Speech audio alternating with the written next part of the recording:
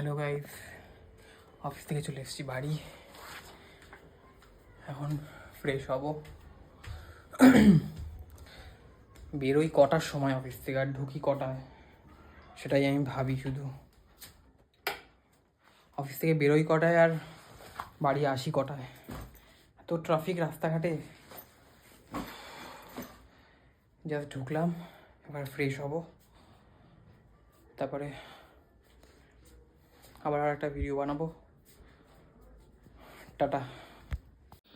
Office থেকে এসেই fresh হয়েই নিয়ে নিয়েছি সন্ধ্যাবেলার কিছু খাবার, পেঁয়াজ কলি দিয়ে আলু ভাজা। শীতকালে তো এটা খুবই ভালো লাগে, একটুখানি পুরীর সেই খাজা আর গরম গরম রুটি।